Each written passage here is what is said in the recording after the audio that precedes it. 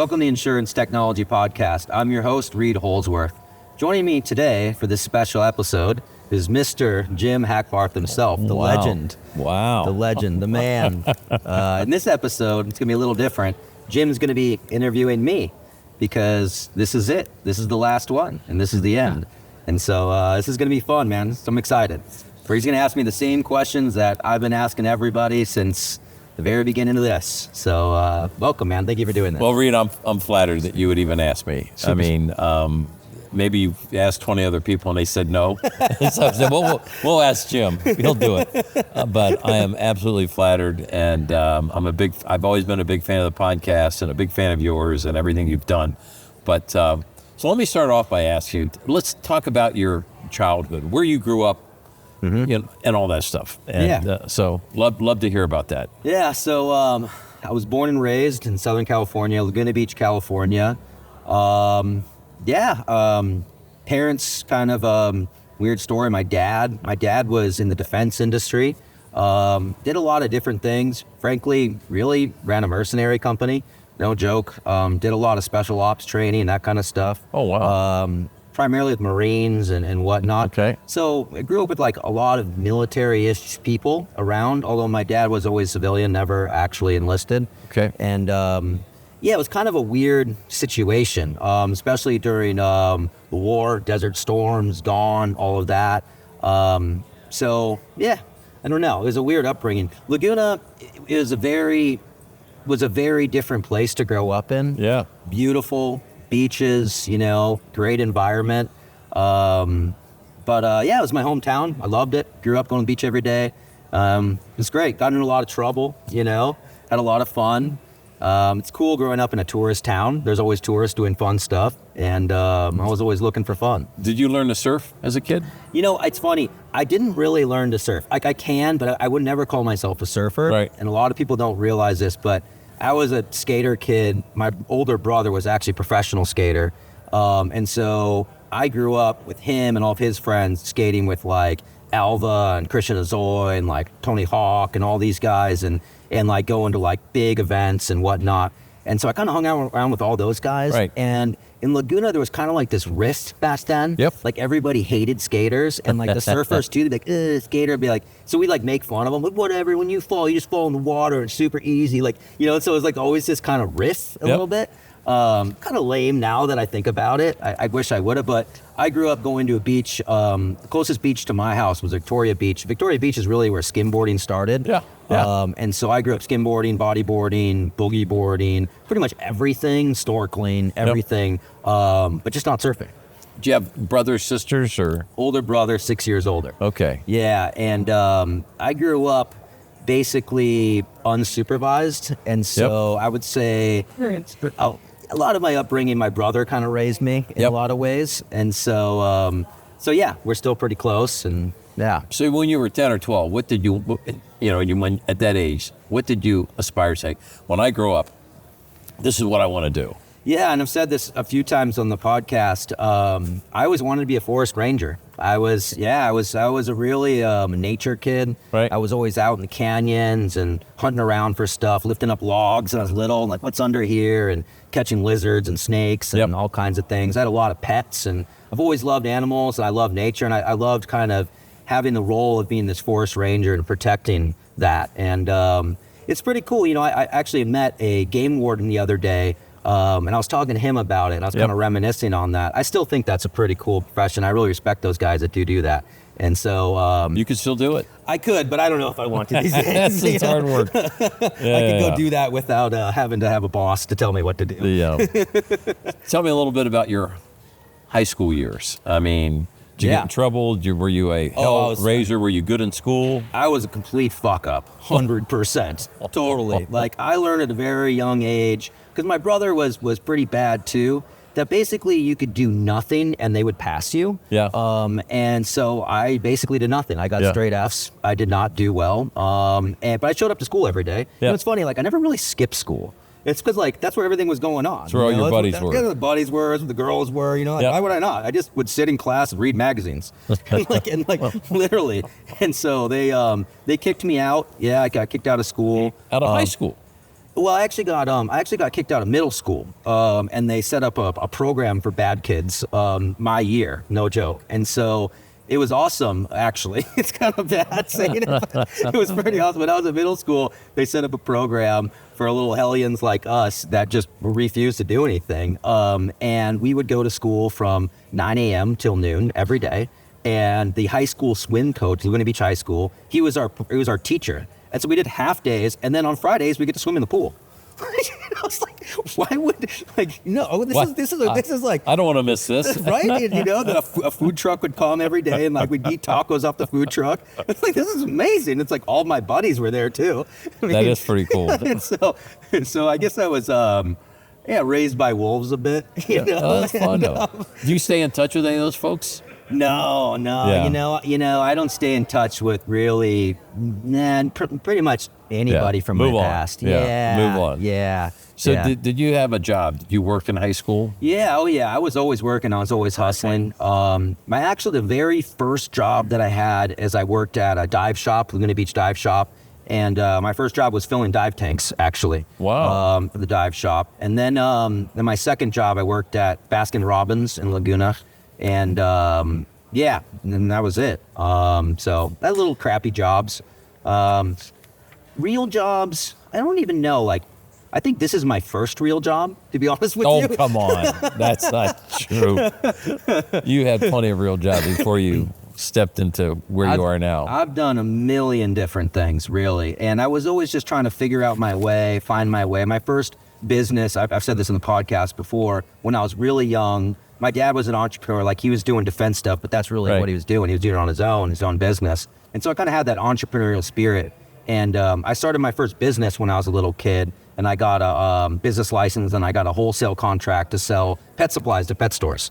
And so I sold basically nothing, like a little bit, but it's a cute little kid thing. Yeah. So I was always trying to hustle. I'd go down to Tijuana, and I'd buy bags of seashells, and then I'd bring them back to Laguna, and I'd glue magnets on it, and I'd set up a little stand, and I'd sell those to tourists. And You're kidding? Oh yeah, 100%. I was like a little blonde kid, bowl cut, and they're like, "Oh, look at this cute little kid. He found those shells," and they buy the hell out of it. So I made good money doing that, and so I was just peddling that stuff. But I did a lot of those things. Do you still have some of those? No, I don't. I wish I did. Yeah. My mom might actually. Cool. Come to think of it, I bet my mom does. So your parents are still living in everything? Yeah. Oh yeah. Yep. And they live in Southern California? My dad lives in Southern California. He moved from Laguna. Now he lives in Northern California, north of San Francisco, Mendocino, which is super cool. My mom lives in Madison, Wisconsin, which I live in Milwaukee. So, yeah. You said this is your first real job. I know that's not 100% true. What'd you do after high school, and what was your first real job then? Honestly, my first real job was I started my own construction company at very young. I was probably 19 when I started doing construction. I started in painting people's houses, stuff like that. I just learned the trade really young, and I started making money doing it.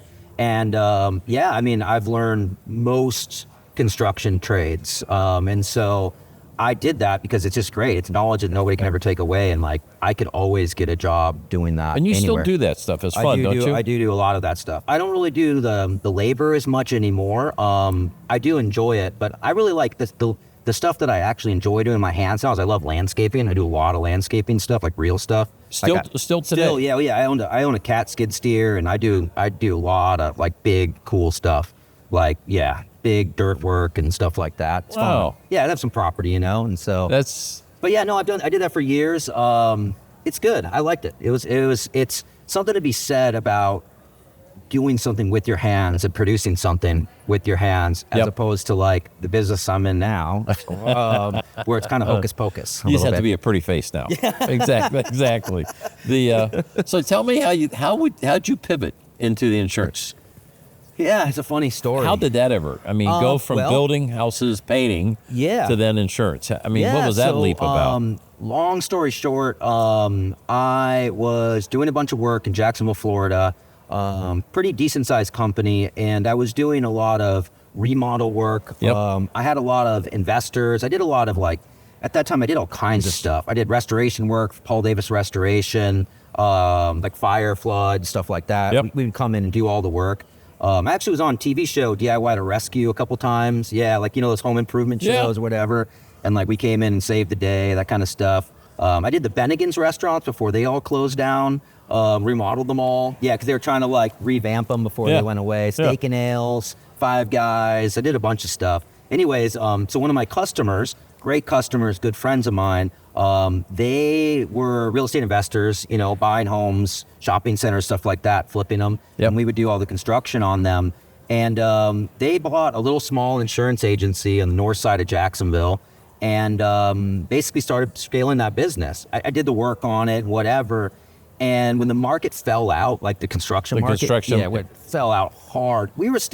I still had work, but I was back in the field working dark to dark every day. Yeah. My son was just born, and like it was just gnarly, man. And these guys at that time took this little tiny agency. It's Brightway Insurance, what became now Brightway Insurance. Yep.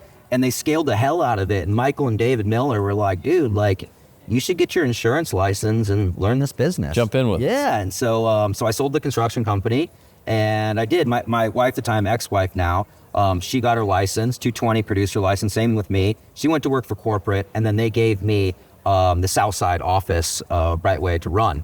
And I didn't know shit about insurance. I mean, I took the test. Right, but I knew these guys for years. They just they had faith in me that I'd figure it out. Yeah. And so I did. I was at Brightway for a while, and it was awesome. I learned a lot. I learned about the systems, all of it.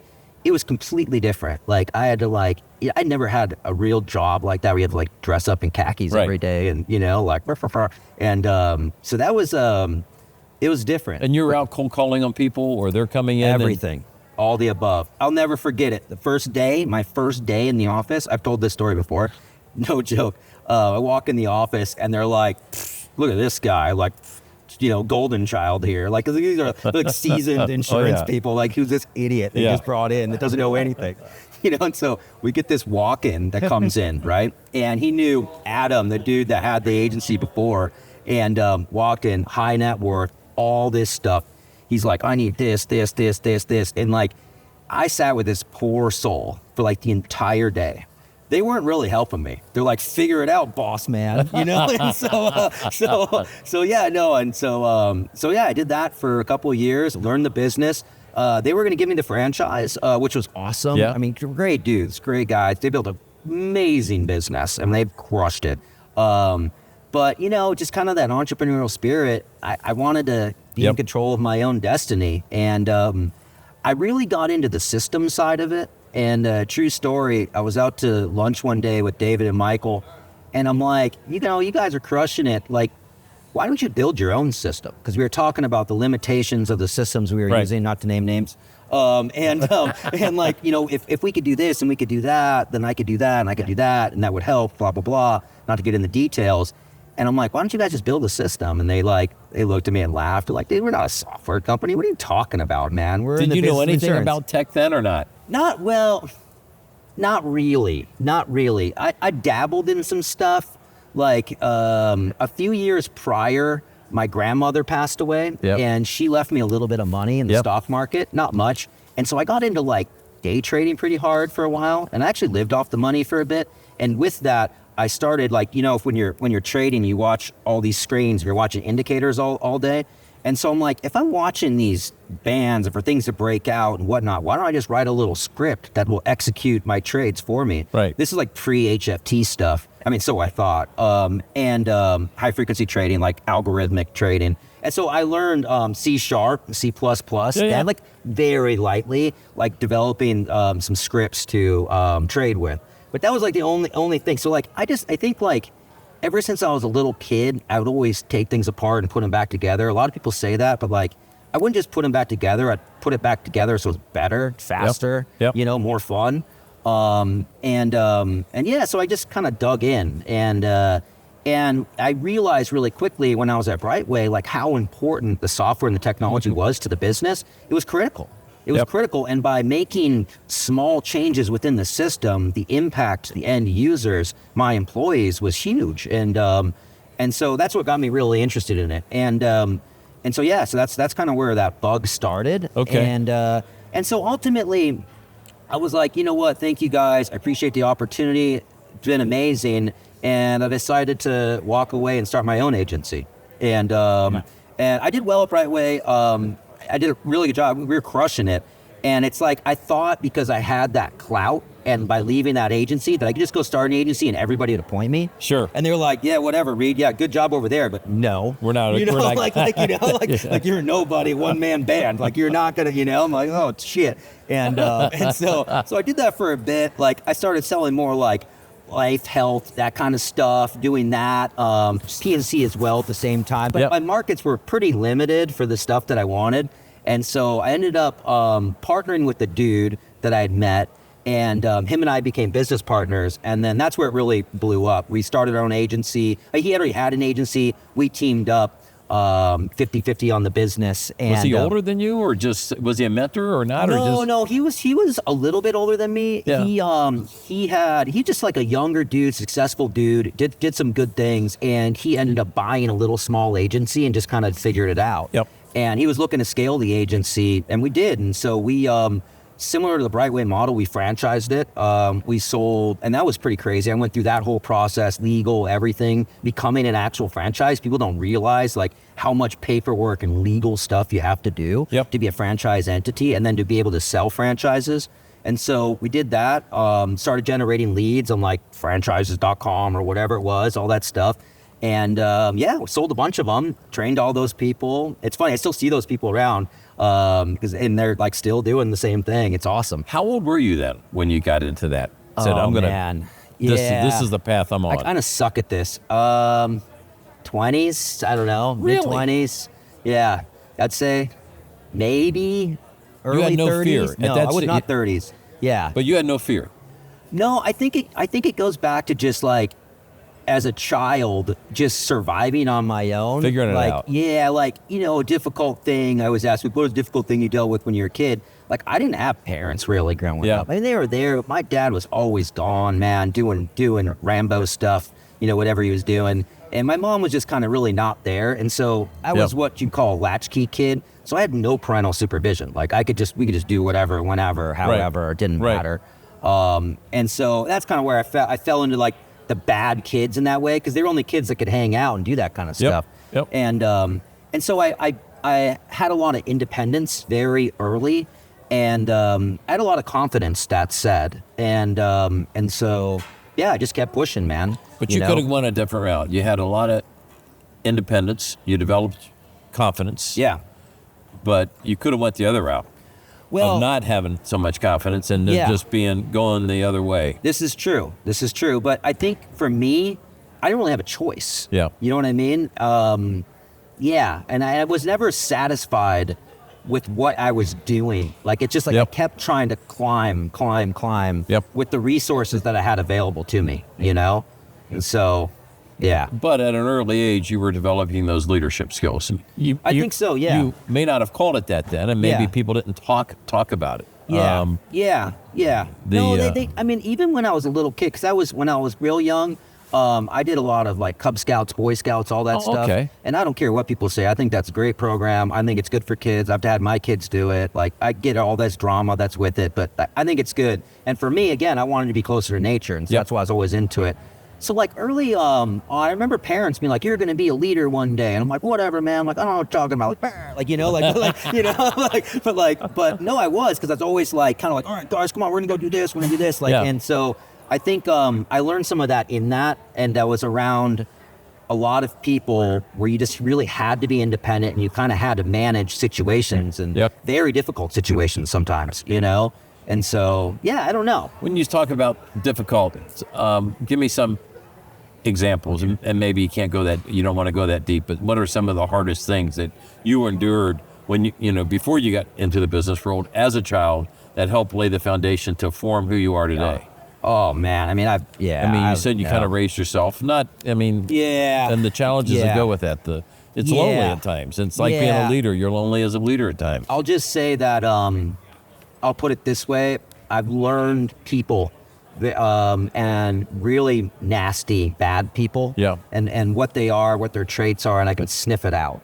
And I learned that not because I wanted to, but because I had to. You had to survive it. Yeah, I had to survive it. And again, I had a lot of freedom, but what comes with that is a lot of stuff comes out of the woodwork. Yep. You know, and so no, I've been in a lot of difficult situations. You know, and so yeah, not to get too far down that road. That's a story for another day over some cold ones. Right. But yeah. But those help form who you are today, though, too. 100%. 100%. Yeah. Like you said, you can sniff things out. Yeah, like people say, like, oh, I don't regret anything. I regret some of the things that I did and got into. I think if I did it over, I'd do things way differently. Yep. I would have taken a much different path. I wouldn't have been such a fuck up in school. I would have gotten great grades. I would have done bigger things. I think I could have used my mind in a different way at an early age, as opposed to like being scrappy and really having to fight for everything. Yep. I mean, I was the kid that every teacher, every human, everybody was like, you're going to amount to nothing. You're going to end up in jail. And I was thinking about that today. That's, I think, why even today when people are like, well, you're not going to blah, blah, blah. Because I'm like so different than the norm in a lot of ways. Right. I'm just like used to it. I have like, you know, I'm like Teflon with that. It's like, okay, you know, whatever. And I don't really, you know, we'll see kind of thing. So you were forming to become a leader early on in your life. You may not have done it on purpose, but you were thrown into situations and you endured it and all that. Mm-hmm. Let's pivot to more, not today, but to the current business environment. What does it mean to be a leader? I mean, that's a big general question, but what does it really mean to be a leader? You know, I ask this a lot to the guests, and I'll say this. I always ask people, do you consider yourself a leader, first and foremost? I didn't really consider myself a leader until probably 4 or 5 years ago. Right. And I think that's because I was leading, and I have been a leader for quite some time now that I know what I know. But I think I was just hustling so hard, I never thought about it. I was just like the mission. Right. Getting the mission done. A leader is somebody that can lead people, you know? Yep. I think that there's a lot of different types of leaders.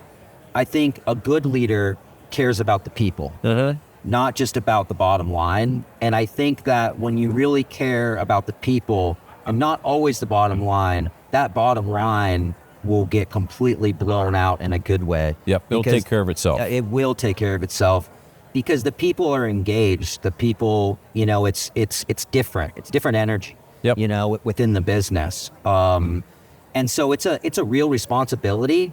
You know, it's as I've gotten older and there's been more and more people that I'm responsible for. You know, it's a lot of stress. It's hard. It's not easy. And I think it's easy for a lot of people to throw in the towel in some ways.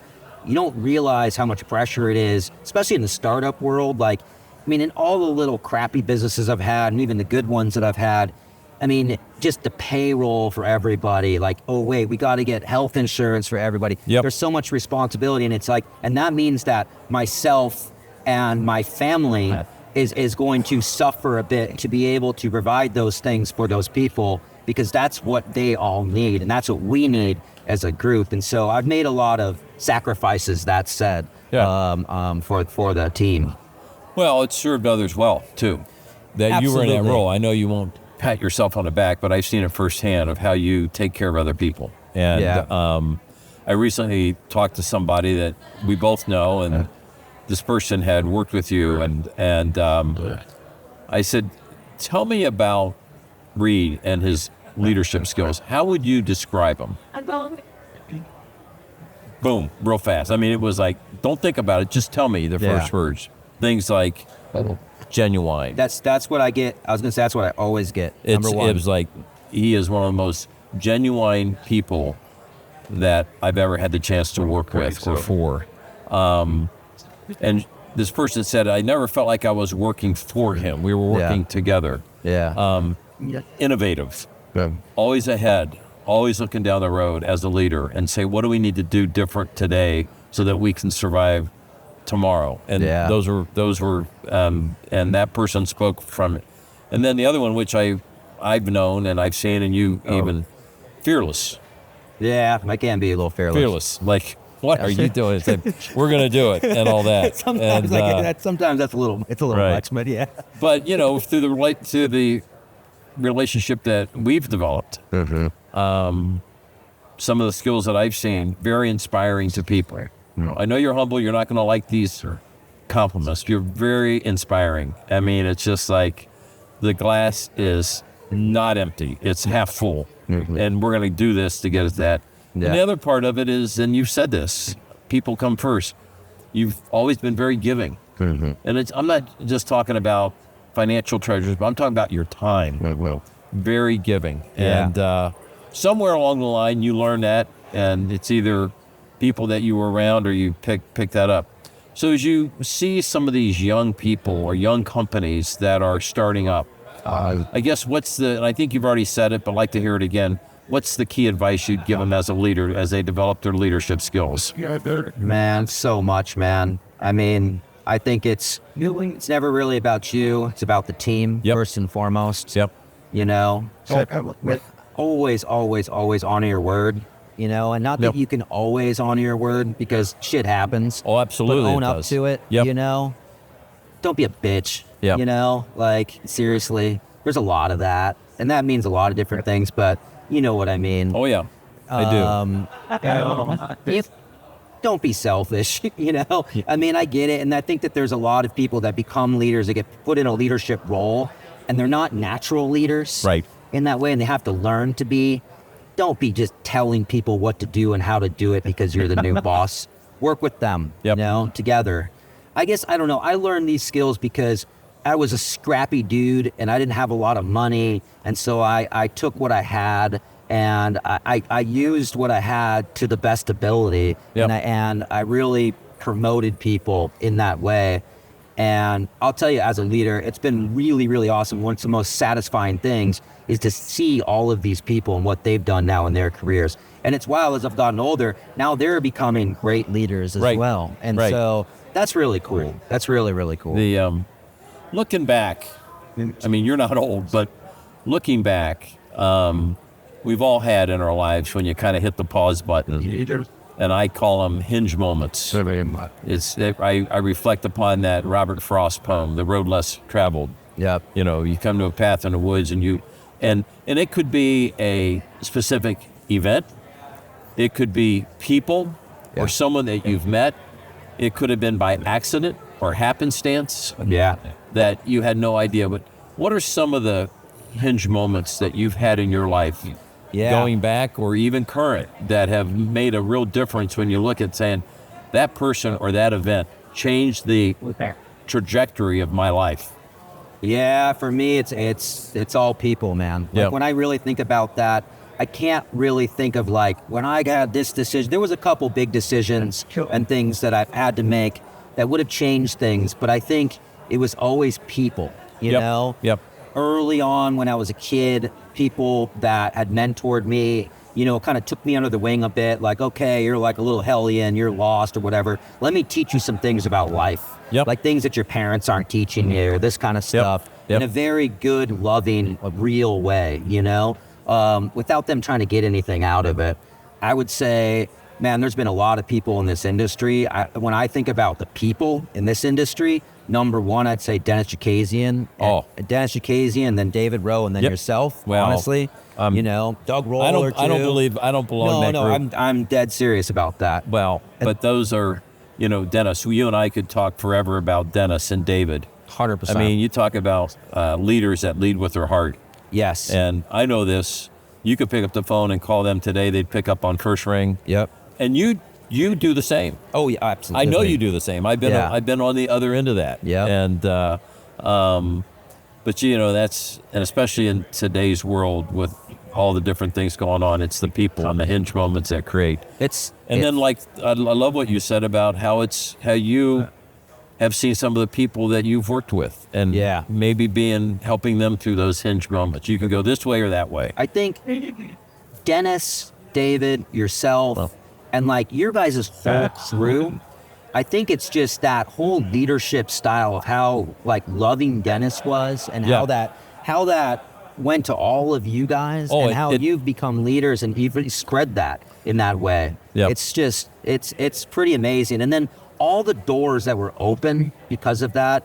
And it's not like, it's funny when I think about back to those days, it's not like I called on Dennis, I called on David, like, hey man, I want to like tell you about this thing. Then it just like kind of like fell into place, and then we all became great friends, and I still hang out with Dennis and his family and talk to David and all these guys. And yeah, I mean, that was awesome, man. I would say after that, like that, those early days, and then a lot of customers, friends, and people in the industry. And I would say Taylor Rhodes was a big one, you know. Taylor, that was a real, I mean, people know the story. I told the story when I interviewed Taylor. When I met Taylor, I was quitting. I was like, dude, I'm out of here. This place sucks, you know? And he was like, this is before he was in the saddle CEO of Applied, and he's like, dude, just like, we had like a 30-minute lunch meeting or hour-long lunch, and we ended up sitting there for half the day. And it's funny, it's just, again, it's like, this is a good dude. This is a real leader. Like, you can feel it. And he asked me, he's like, man, just give me 90 days. That's it. And again, I didn't know golden handcuffs, nothing. Right. And I was like, you know what? I'll give you 90 days, man. And look, here I am. 6 years later. He totally sails me. Well, I remember the first time you and I met. I mean, I get a phone call from David Rowe, and he told me about you, and he said that he and Dennis are kind of getting involved with you, and would I meet with you? I said, absolutely. We talked on the phone, and before I knew it, you flew into Columbus. And we just kind of hit it off. I remember that. And it was in the early days, too, of Bold Penguin. Yeah, that's when we went and saw Bold Penguin together, And then you said, gosh, I'd love to meet Bold Penguin. I said, well, let's just walk down the street. We'll walk in and we'll meet him. That was the first time I met all those guys. And you were like, wow. Yeah, but that was wild. But that's part of also the paying forward that now as you go into this next chapter, which I'm excited for you, about your next chapter, about the whole paying forward and being that hinge moment for other people. And it doesn't have to be in this industry. It could be anything. And someone that's starting a construction company from scratch. Say, hey, man, let me help you. Let me tell you what you should not be doing. Type of thing. No, we all have it and all that. What was the biggest shift as a leader that you had to make as you pivoted from Tech Canary, the founder, the CEO, acquired by Applied? What was the biggest shift as a leader? Because you went from a entrepreneur type company where every day mattered. Oh God, yeah. Every day mattered. Every decision mattered. And now you're into Applied, and then you're in a leadership role leading Ivans.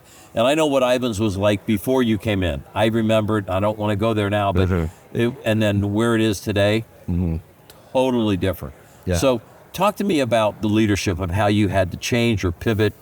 And I'll tell you, because again, like I was an animal like my whole life, and then I had Tech Canary, and we were like true startup, right? Just like, whoa. Right. And I think the biggest thing for me, frankly, was learning how to play politics, man. And it's not like in a bad way, but when you have a huge org, a lot of people, a lot going on, it's different. You got to kind of take a step back. You have to be a bit more strategic. You have to work with people in a bit of a different way to get stuff done, because there's people, especially like us at Ivans, it's our business, but you're still working with like the broader mothership and trying to get things done and get people to change their priorities when like you're the big boss. It's like, we're doing this, and like, and you can't really do that. Right. And then it's also, for me, it was like learning to have a boss that has a boss, technically the board. And so it's like, there's all of that and that dynamic. And so it's been, I really learned a lot. And a lot of people, like, there was bets on me, like, you won't last 6 months. Like, people still, they always come up to me, I can't believe you're still doing this. It's wild. And, but it did. I learned it. I learned how to do it. I mean, I was on the Applied executive team, I was with all the big wigs doing the big stuff. And, I really learned to, like, kind of clean up my act a little bit, polish up a little bit, which is not much. But, you polished up well. I can tell you that. Thank you. It's been fun watching. I wear watching. collared shirts these days. Exactly.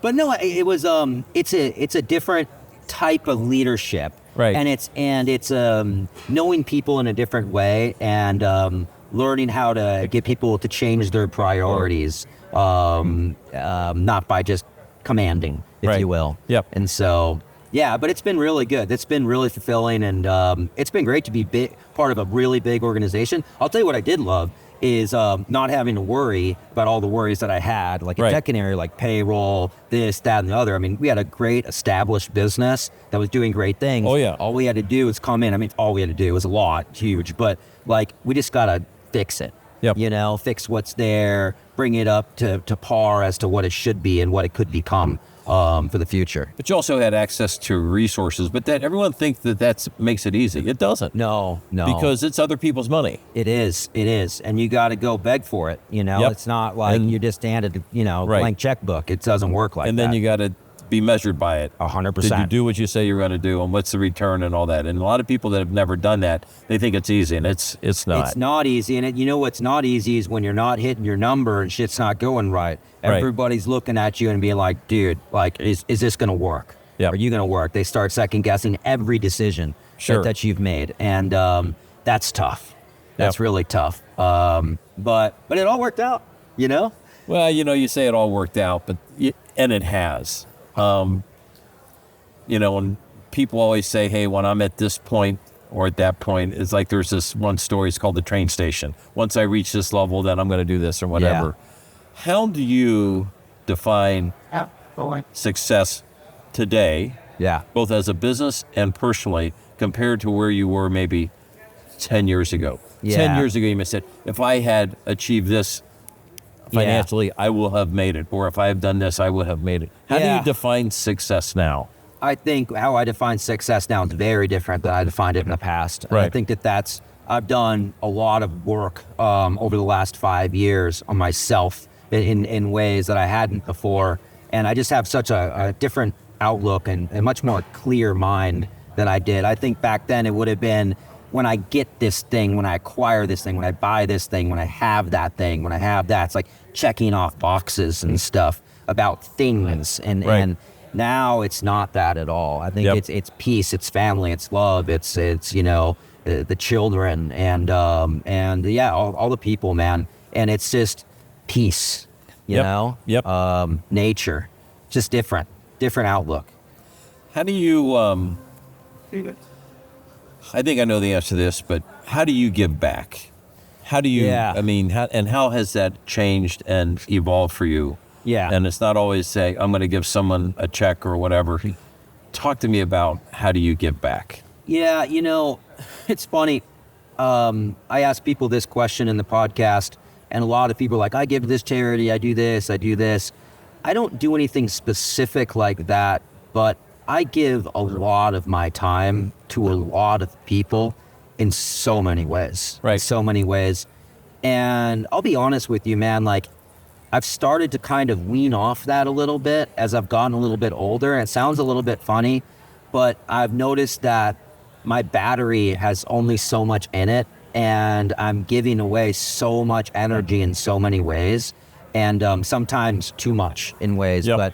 But I give a lot of time. I mean, this whole entire Insurtech industry and helping startups, and I don't really sit on boards and do that. I know so many people, and so many people call on me. Yep. And we just have great conversations, and I'm there to help. Yep. And so I think I just am a really giving, helping, if that's even a way to say it, person. I just, I give a lot of my time. I think now that this chapter is over, in my next chapter, it's kind of cliche, but I want to give back in major ways like I've never done before. And I think that is really, really satisfying. And I've learned that from some of the people we've mentioned here and what they've done later in life. Yep. And now I see it and I understand it. Yep. And fortunately, I'll be able to, and so I'm looking forward to doing more. Yeah. Besides spending time with your family or doing things like that, tell us about what do you do for fun? Because you are a multifaceted cat, brother. I know some of the things you do for fun. Yeah. And it's like, you did what? Yeah. I mean, share what? I mean, what do you do for fun? Because you enjoy life and you enjoy having fun. I do. I like, it's like I'm Ricky Bobby. I just want to go fast. I like doing fast things, Yep. I like a lot of things with motors, and it's kind of like, it's just a weird thing. It's not because I'm trying to like impress people. I just love the fun of just ripping cars and bikes, dirt bikes and boats and all the things. And so, yeah, as everybody knows, I ride dirt bikes, I race cars, I boat. I love freediving and spearfishing. That's probably one of my most favorite things.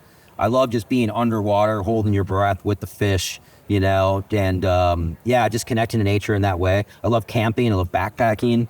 I used to love more like climbing mountains and doing that. But as I've gotten older, it's not about getting to the top. It's more about the journey. Yep. And it's more about like the stuff that happens along the way and all the stories with, you know, your best buds and all of that. I like to party, you know. I don't know. Lots of things, I guess. You mentioned about the journey. That was one of the things that I learned. And one of the guys that I learned who was kind of a mentor for me was a guy by the name of Bill Jetron. I think you know Bill. He's one of the top executives at MMA Marsh. And when he was chairman of Assurex, he really taught me, enjoy the journey. Yeah. It's the journey, Jim. It's not the destination. You're going to get that. Yep. This is what's going to happen, but enjoy the ride. Yeah. And I still chat with him now and then. He always reminds me, are you enjoying the ride? And it's what it's all about, man. It is. And the people you meet along the way. I really know that. It is about the journey. It's not about getting a fortune teller to tell you what the end looks like. It's about you discovering it all the way along and having fun. And it's not that, you know, I think that a lot of people always think of like they want this cushy journey and everything should be all smooth and perfect. That wouldn't make it fun. It's like I always think about this. It's like if I were to eat a whole bowl of crab meat, I'd be like, this is terrible. Like after a bit, it sucks. But like breaking open the stuff and like stuff's flying you, hitting you in the head, like hitting the person over there. It's like that whole, you know, it's like the doing the work to get there. And I think that that's life, period. And I think, you know, one other thing I'd say too that I've really learned is that it will all happen as long as you believe it. Yes. And as long as you keep marching towards that belief, it doesn't happen overnight. Whatever it is, it's just like, I'm doing this is what I'm doing. And if you're driven and you're ambitious and you work your ass off, you'll get it, man. 100%. Yep. 100%. Yep. Regardless of what that is. I mean, there's limitations to certain things and whatever, you know, but like, but yeah, generally. And it's the journey of doing that, experiencing that, and then going from there is what life is all about to me. Yeah. Well, you're about to have a lot of extra time now. I am. And I know you are excited because when we talk about it, you just beam. But you got a great smile and you're always beaming, always positive. What's on your mind? What are you gonna do? I mean, what are you thinking about doing? I mean, you got a lot of options and you're very... I'll tell you, so everybody asked me, so we're here at Applied Net, for those that don't know. We did Ivan's Connect yesterday. It's awesome. This is great. So they made an announcement of me retiring. This is it for me. This is going to be the last podcast episode. And so everybody's comes up to me, what are you going to do? What are you going to do? And I'm like, nothing. And, but if what I'd like to do, honestly, and it sounds like whatever, but the only thing that I'm really after right now is I've been studying for about a year and a half the violin, and I'm super into it, and so I want to really get good at that. I don't think I'll ever be like a master violinist, but I really enjoy learning music, reading music, and then learning the instrument in that way. And I think I want to keep going after kind of music in that way. Not to like become some superstar or something like that, but just because it's just another world. And it's interesting, since I've got into it, I really push my kids now to try to get into music. Yep. It opens up it's a different world, man. How you think. It really is. Yeah, oh, absolutely. Right. You see things, hear all of it. It really is. And I wish, again, like going back, that I would have really leaned into that when I was younger. But it's awesome, man. So I love that. And then, really just making up for lost time, you know. Violin. That's a hard instrument. It's ridiculous. Are you playing it now? I mean, do you play now? Yeah, yeah. And you can play a song? Yeah, oh yeah. And you can read music? Yeah. Yeah, I mean, not like great, but yeah. Mm-hmm. Yep. Did you ever play a instrument at all growing up or nothing? No. Why would you pick the violin versus a piano or a banjo or whatever? I've just always been fascinated with it. I mean, the way that you kind of carry the notes and how complex it actually is, it's really hard to master. And, there's no frets, and so it's hard. I'll tell you, it took me a while. It's funny, I was telling this somebody earlier.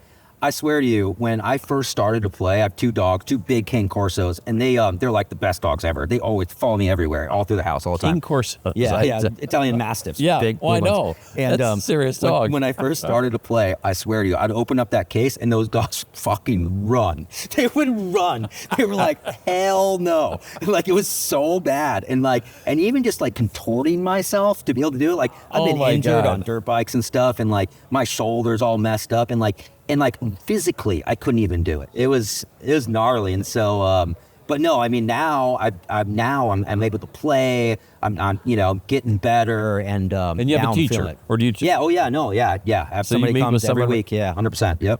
Yep. Oh, you should have brought your violin. We could have done a little song. We could have signed out with you playing a little song. That would have been cool. That would have been cool. So it's well, one of the questions I know you always ask everybody: what's your drink of choice? Yeah, my drink of choice would be dirty Hendrix Martini. Used to be like olives. Now I do nothing. I don't like olives that much anymore, but I like a really good dirty Hendrix Martini. That's it. Other than that, pretty much everything. How has that changed over the years? What was your favorite drink? I've gone through different phases. I think I was always a beer drinker. I mean, growing up in Southern California, a lot of like heavier IPA kind of stuff, like different types of flavored beers, things like that. But then just like beer generally. I did a lot of brown liquors for a while. I went down the whole bourbon route, like, bourbon neat, all those. I went down that huge rabbit hole. I got away from that. Like, I don't do the brown liquors that much anymore. I don't know, something about like a really clean, cold martini. Right. It's just nice, And then a cold beer on a nice day, there's something to be said. Name your flavor. And then, of course, I guess my general, like when I'm out, most of the time, I drink margaritas. I drink a shit ton of margaritas. And so I like margaritas. So yeah, I guess I have a few. So as Applied Net comes to a close, and as your tenure and time that you've put into Ivans comes to a close, what are you going to miss the most? The people. Yeah. 100%. Yeah. Yeah. Yeah. And it's kind of bittersweet. Like I said, I really am done. I really want to take time. I really want to detach and, like I said, make up for lost time and really, really dive into some really complicated things that I'm already working on, like violin and things. Right. And so I really kind of want to stay away a bit, but I know I'm going to miss it. I know I'm going to miss the people. Yeah. And I'll probably get drugged back in at some point. I assume. Yeah, I don't know. We'll see. You'll wander back in on your terms. Yeah, I think it's just, knowing my story, it's just I've always been like, just kind of like just always trying to just get after it since I was this high. And it'll be interesting to see now, like really figuring it out on my own terms of what I really want to do and how I want to do it. Right. Yeah. And so, so I don't know. I may not get back in the business, but I'm sure I'll be hanging out with everybody still. Yeah. You can't, because as you mentioned, it's the people. Mm-hmm. And you start to miss the people, and then your passion for helping people. Mm-hmm. And like I said, the people I've talked with that I know you, that worked with you and all that, and how they describe you, you can't have those traits. Mm-hmm. And those traits will be there. They are part of you. Mm-hmm. That's how you and I became friends. Yep, absolutely. I mean, I'm at a stage in my life, I don't like hanging around with people I don't like. Yeah, right? I don't like them because they have traits that I don't admire. And you don't have to anymore. Exactly. You can say, I don't need any part of that. Mm-hmm. Yeah. Any closing thoughts or things that you'd like to share since this is your last podcast? This has been, the podcast has been really fun. I started this podcast. We started it because I wanted to give a history lesson to everybody, from people like yourself and Dennis and David and Larry Wilson, Roller, and all of those guys. And then also bringing in like people that I know out there in the industry that are doing cool stuff and they're good people. Yep. We get a lot of people that have submitted to this podcast to speak on it and whatnot. Not everybody got on, and I'm sorry for the ones that haven't. But it's been really good. I never thought that it'd be as powerful as it's been for the industry in that way. It kind of like blew up a little bit in its own way. But it's been a lot of fun. This business has been a lot of fun. Ivans has been a freaking ride. We did some really cool things. Yes, you did. And the team absolutely crushed it. And I'm really proud of everybody. It's been Yeah, it's just been a good ride. Well, I remember when you called me and you told me that, hey, this is what I'm going to be doing next within Applied, and I'm going to go lead Ivans. And I got to be honest with you, I said, what is he, crazy? But I've said that before about you. And I'm sure other people said, oh, yeah, 100%. Was he crazy? Yeah, I mean, yeah, a little bit. I am a little bit. But, man, did you do a wonderful job. And, you know, when you're at this, you left it better than you found it. Yes, absolutely. And if you can do that in every part of your life, you just left it I think that's better true. than you found it. Yeah, I think that's true in most things in my life.